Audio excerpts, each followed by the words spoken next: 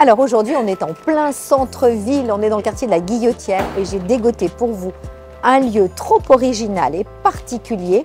Ici, en plein centre-ville, on fait du fromage. On le vend, mais d'abord, on le fait et on le fait avec un groupe de filles très dynamiques qui connaissent bien le fromage, le Jura et toutes les régions où on fait les meilleurs des fromages sur la région Auvergne-Rhône-Alpes. Donc on y va, on va les rencontrer. Bonjour, bonjour. Bonjour Anne. Bienvenue. Alors, merci de nous accueillir dans cet endroit immense parce qu'on ne s'attend pas à un tel lieu. Mais donc ça s'appelle donc la laiterie de Lyon. La laiterie de Lyon. Donc ici, on fait du fromage. Exactement. Là, tu es dans la partie boutique.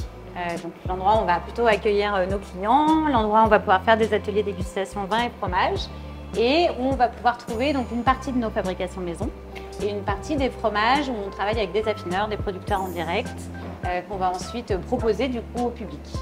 Alors tu m'as convié un mardi matin. Exactement. Parce que vous venez de recevoir le lait Tout à fait. de la ferme. Exactement. Donc on va tout de suite aller voir ce que vous faites du lait de la ferme directement dans l'atelier. Dans l'atelier. Donc Laurence nous a livré le lait ce matin depuis l'Usinet. Alors l'Usinet, c'est où? L'Usinet, c'est en Isère, c'est à une vingtaine de minutes. Elle met une bonne demi-heure pour arriver à Lyon le matin vers 6 h. Et donc il est livré dans ces gros seaux qui sont là. D'accord. Seaux de 20 litres. Donc ça veut dire qu'elle a une ferme? Exactement. Avec des petites vaches? Des vaches en production biologique. Donc c'est elle qui vous livre, ça veut dire que la pauvre, elle a trait les vaches et ça fait son trajet depuis l'Isère. Alors il travaille en famille, d'accord. Il y a son mari et ses enfants avec elle. Et tous les mardis matins et les jeudis matins, il nous livre du lait cru bio avec lequel on va lancer toute une partie de notre production. Donc là, nous avons le caillé. Donc le caillé de vache, c'est le premier stade du fromage. Donc on a fait coaguler le lait grâce à la présure. Et donc là, nous avons un caillé qui est ferme. Hop. Et donc nous allons pouvoir commencer à mouler les premiers fromages. Donc là, ce sont les petits ponts, nos fabrications maison. Donc, ce sont des petits fromages lactiques, voilà, qui vont ressembler au Saint-Marcellin. D'accord, donc là pour l'instant ils sont mis donc dans ces moules. Voilà, ensuite, tout à fait. Ils vont être stockés pendant donc combien là ils vont de temps? égoutter dans un premier temps, pendant à peu près 24 heures. On va les saler entre temps. Mais tu vas les mettre au frais? Non, je les laisse dans la salle de fabrication. Tout à fait. Ce qui va permettre de faire développer aussi les ferments qu'on a mis à l'intérieur. D'accord. Voilà. Ensuite, demain, je vais les démouler et je les laisserai en réessuyage. Donc, ce qui va permettre de continuer un petit peu l'égouttage. D'accord. Voilà. Il fait une température particulière ici Là, il faut qu'il fasse à peu près 20 degrés dans le laboratoire. Voilà. Alors, donc en plein été, c'est climatisé? Tout à fait. On a le groupe froid qui est juste ici, qui permet de gérer la température du laboratoire. Donc là, ta louche te permet de savoir la quantité. En gros, c'est voilà. Quoi, donc là, je vais mettre une première louche dans chaque moule et ensuite je vais le faire 2 fois de plus. Donc il y aura en tout 3 louches dans chaque moule. Les 3 louches, ça va faire 3 fromages? Non, ça fait un fromage parce qu'en fait, là il y a beaucoup d'humidité. Voilà, donc pendant l'égouttage, on va enlever un maximum d'humidité. Et c'est ce qui va permettre en fait ensuite d'avoir une taille de fromage. Donc ça va faire l'équivalent d'un Saint-Marcellin qui va avoir le nom. Le petit pont. Donc le petit pont. Voilà. C'est le fromage qui est fait ici à la Guillotière. Donc une fois que j'ai fini le réessuyage des petits ponts, je vais les mettre en cave d'affinage. Donc là, c'est considéré comme une cave d'affinage. Tout à fait. Donc là, c'est les petits ponts. Oui, qui ont été faits la semaine dernière. D'accord. Voilà, donc là aujourd'hui, je vais les retourner et ils vont encore rester quelques jours en cave d'affinage. Et donc si on le mangeait maintenant, il n'aurait pas bon goût ce fromage? Il aurait bon goût, mais il sera assez jeune. Oui, puis peut-être un peu fade ou... Oui, tout à fait. Donc là, c'est pour ça qu'on le laisse minimum 10 jours en cave d'affinage. La fabrication de yaourt nature. Donc là, je fais pasteuriser mon lait. Donc ça, je vais vous montrer. Ah voilà. Voilà. Donc là, on a 85 litres de lait. D'accord. Donc toujours le lait de notre fermière. Tout à fait. D'accord. Donc là, on est sur du lait de vache bio. Donc je vais pasteuriser, je vais le monter à 90 degrés.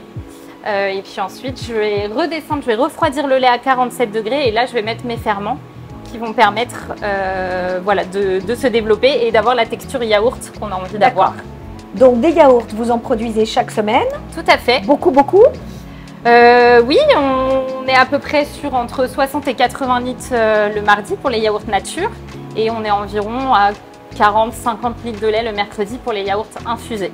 D'accord. Alors, est-ce que je peux voir quelque chose? Est-ce qu'on a dans les frigos des petits secrets. Ça, c'est qu'est-ce que c'est? Alors ça, c'est une étuve. Ah, c'est une étuve. Voilà, une fois que j'aurai mis en pot mon lait avec les ferments, je vais laisser les yaourts pendant 4 heures. D'accord. Voilà, ce qui va permettre là, d'avoir la texture. Donc, ils sont déjà yaourt. dans le pot en verre, là. Là, pas encore, mais tout à l'heure, oui, ils le sont. D'accord. Et là, ils sont dans quoi, là?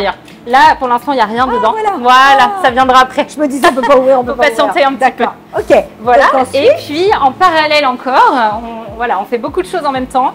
On fait également à la laiterie des desserts, notamment des riz au lait. Donc, on a des riz au lait à la vanille de Madagascar. Et là, je fais un riz au lait au sésame noir torréfié.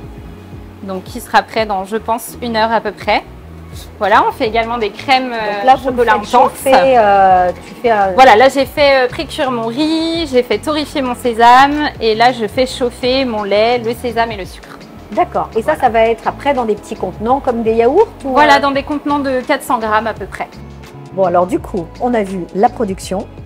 Voilà, on est dans l'espace de vente et de conseil, hein, puisque j'ai l'impression que c'est important pour vous ce côté conseil. Et ce que je trouve sympa, c'est que les clients peuvent même passer derrière et venir s'approcher de tout cet endroit-là. De cette vitrine. Donc là, c'est ceux qui ont été fabriqués il y a combien de temps? La semaine dernière. La semaine dernière, donc ils sont tout jeunes. On voit que les fleurs d'affinage ont légèrement commencé à se développer. Et donc ce que tu appelles les fleurs d'affinage, c'est la... C'est cette, tu vois, c'est un peu petit velours. Relief avec ce petit duvet qui se développe petit à petit et qui va permettre au fromage de crémer dans quelques jours. D'accord. Attendre donc là, c'est encore très doux quand on le coupe. Exactement. Parfait. Assez frais. Donc voilà. Donc vous faites du petit pont moyennement frais, du très frais. Du sec, du crémeux. Voilà, du crémeux qu'on appelle crémeux, du aux fines herbes, ail et fines herbes. Du frais, ail et fines herbes. D'accord, donc ça veut dire que c'est vous qui allez chercher les petits, voilà, vous achetez, vous préparez le hachage. On fait les préparations après, on fait du brie aromatisé, pistache abricot mascarpone. Ouais, j'ai vu, ça c'est une bonne idée. C'est sympa. Et puis de la cervelle des canuts. Bien sûr, donc ça c'est tous vos produits à vous. Exactement, alors comme on se disait, on est mardi matin, le lait vient d'arriver, donc on va fabriquer toute la semaine pour pouvoir achalander votre étal. Cette vitrine. Alors qu'est-ce qui plaît le plus? Parce que je vois aussi donc la faisselle bien sûr, le yaourt brassé fruits rouges, on retrouve notre riz au lait. Là, celui-ci, il est à la vanille de Madagascar. Celui que vous faites en ce moment, c'est sésame noir torréfié. Voilà, donc, on a les crèmes chocolat, vraiment crème. C'est-à-dire qu'il n'y a pas de sucre, c'est crème, lait, chocolat. Bon, là, il n'y a plus rien. Ça veut dire qu'ici, on a des amateurs de crème intense chocolat. Exactement. Parfait. Les yaourts un peu originaux.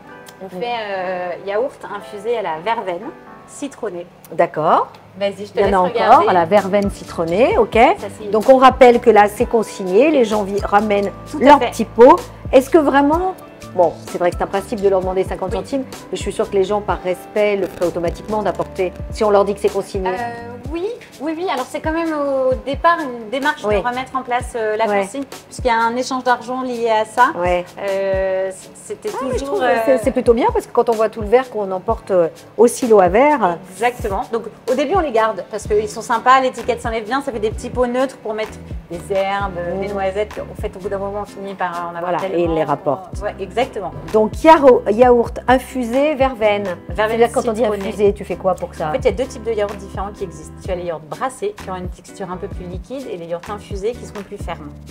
Donc là, tu vas vraiment chercher C'est un peu comme le yaourt grec, non? Alors le yaourt grec, c'est ce qui nous ressemblera à ce qu'on appelle le labneh, qui est d'origine libanaise, qui reprendra cette texture beaucoup plus ferme, un peu plus concentrée. Et puis ça trompait l'estomac, hein? Voilà, mais il n'y a pas d'ajout de crème, c'est vraiment la matière en elle-même. Et donc les brassés, tu vas... Alors donc, regarde par exemple. Verveine, tu as menthe bergamote. Voilà. Est-ce qu'on va voir? Tu vois la différence? Le brassé est vraiment plus liquide. Ah oui, d'accord. Voilà, c'est vraiment ça, cette différence entre un infusé ferme et un brassé qui a cette consistance fin. D'accord. Alors ça, on est sur une quantité, on est sur 450. Alors ça veut dire que pour une famille, tu fais combien de yaourts? Enfin, combien de personnes mangent ça? Parce que tu manges pas ça tout seul. Ça dépend des gourmands. Oui, d'accord. Non, mais quand on voit un yaourt... L'équivalent des pots qu'on retrouve dans le commerce, tu as 3 pots et demi. D'accord. Donc en gros, une famille peut, ils sont 4, se partager un yaourt, ça fait voilà. Donc ce qui est bien parce que du coup, ça te fait moins de contenant. Donc au niveau écologique, c'est plus judicieux. Alors donc tu voulais me parler d'un fromage qui est particulier. Je ne sais pas d'où te vient cette idée. Exactement. Alors c'est ce qu'on appelle. C'est pas hyper présentable, il faut l'avouer, mais c'est excellent. Ça s'appelle du halloumi. Halloumi. C'est une appellation qui est à Chypre. C'est un fromage en fait qui a la particularité de se faire griller à la casserole, au four. Tu peux le faire vraiment décliner de 1000 manières. C'est assez doux. En termes de goût, c'est pas la typicité d'un camembert ou d'un comté. C'est quoi? C'est un fromage de vache? On le fait au lait de vache. À Chypre, l'appellation, elle peut être sur des laits mixtes entre chèvre, brebis et vache mélangées.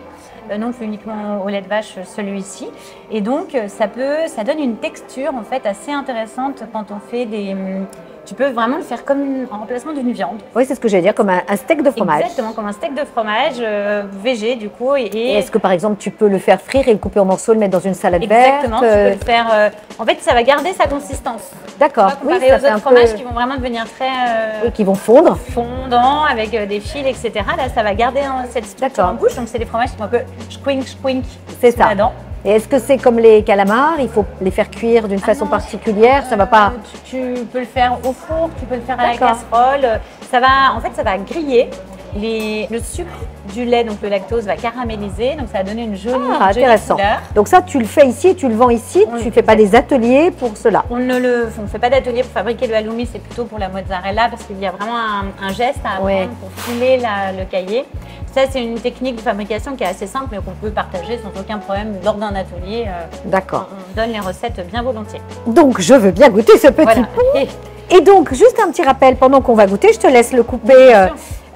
Tu es là parce que tu as fait du droit. Ouais. Surtout, tu as fait du droit et tu as changé un petit peu. Tu as choisi une reconversion. Alors, explique pourquoi, parce que l'histoire est belle, je trouve, c'est chouette.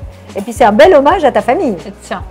Alors, du coup, effectivement, je suis née dans une ferme dans le Jura. Mes parents avaient une ferme dans la filière comté, une petite ferme d'une vingtaine de vaches. Et je suis partie faire des études, mes frères aussi. Et un jour, j'ai eu un espèce de déclic.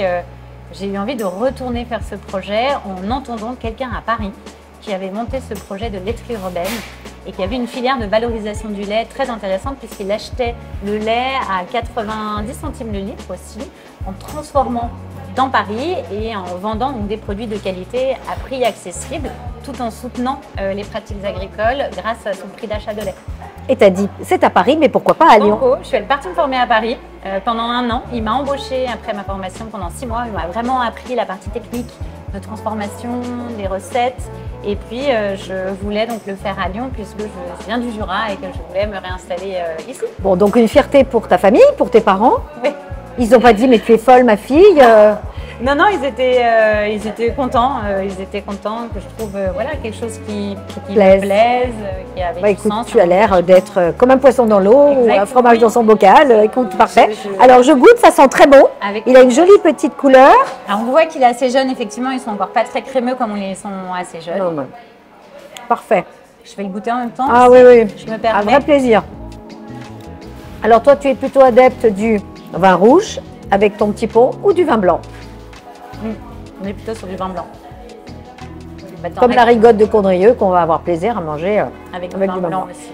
En fait, souvent, je trouve que le côté un petit peu minéral des vins blancs s'équilibre bien avec les fromages. Super. Si on aime boire du vin rouge, l'important c'est qu'on apprécie le fromage. Bon, écoute, bravo à vous les filles, à toutes les trois, parce que c'est une entreprise de filles et vous bossez dur et il faut que ça tourne. Et une petite anecdote, tu disais que pour aussi capter cette clientèle locale à la Guillotière, tu as une autre clientèle au moment du Ramadan et c'est intéressant. Ah oui, bien sûr, quand on fait des laits fermentés aussi, vraiment juste pendant la période du Ramadan, et qui est bu notamment pour la rupture du jeûne, pour le ftar, et le leban qui fonctionne très bien. On a une grosse demande finalement maintenant en dehors des périodes de Ramadan, mais c'est plus compliqué d'estimer les volumes, donc on ne s'est encore pas lancé dans la commercialisation hors période de Ramadan, mais ça pourrait faire partie des projets à venir. Bon voilà, félicitations vraiment. Merci beaucoup. S'ouvrir à toute une clientèle, se mettre en ville, c'est un vrai challenge. Donc j'ai des amis samedi soir, je crois qu'ils vont goûter ces bons produits-là. Allez, génial. Merci. À très bientôt. Moi je reviendrai parce qu'on n'est pas loin. J'espère que vous avez apprécié ce moment un peu hors du temps, original et gourmand. Je vous invite à liker, à commenter et à très bientôt pour une prochaine vidéo.